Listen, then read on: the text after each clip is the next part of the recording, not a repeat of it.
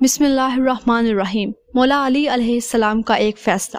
حضرت عمر رضی اللہ تعالیٰ عنہ کے دور میں ایک دفعہ دو عورتوں نے ایک ہی جگہ دو بچوں کو جنم دیا، ایک لڑکی اور ایک لڑکے کو۔ اس کے بعد دونوں عورتوں کا آپس میں جھگڑا ہو گیا۔ جھگڑا اس بات پر تھا کہ ایک عورت کہتی تھی لڑکا میرا اور لڑکی تمہاری ہے، دوسری عورت کہتی تھی نہیں، لڑکا میرا اور لڑکی تمہاری۔ لوگوں نے جب ان کا جھگڑا دیکھا تو ان دونوں عورتوں کو حضرت عمر رضی اللہ تعالیٰ عنہ کے پاس لے گئے اور سارا قصہ بتایا اور کہا آپ ان میں ٹھیک ٹھیک فیصلہ کریں۔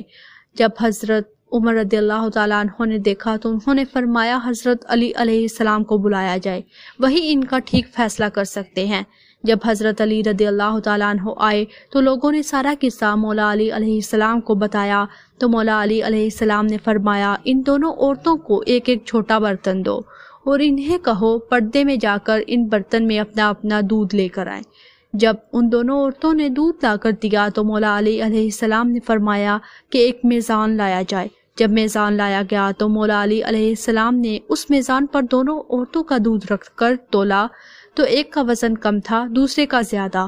مولا علی علیہ السلام نے فرمایا کہ جس کے دودھ کا وزن زیادہ ہے اس کا لڑکا ہے اور جس کے دودھ کا وزن کم ہے اس کی لڑکی ہے۔ یہ دیکھ کر لوگوں نے کہا یا علی علیہ السلام، آپ نے یہ فیصلہ کہاں سے اور کیسے کیا ہے؟ مولا علی علیہ السلام نے فرمایا قرآن سے۔ سب لوگ اپنے اپنے گھروں میں جا کر قرآن کھول کر دیکھنے لگ گئے کہ کہاں لکھا ہوا ہے دودھ والا قصہ۔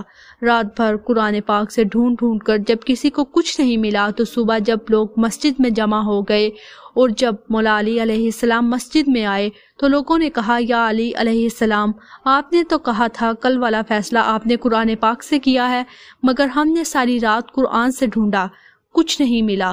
مولا علی علیہ السلام نے فرمایا کیا تم نے قرآن پاک میں یہ آیت نہیں پڑھی کہ مردوں کا حصہ عورتوں سے دو گنا ہوتا ہے؟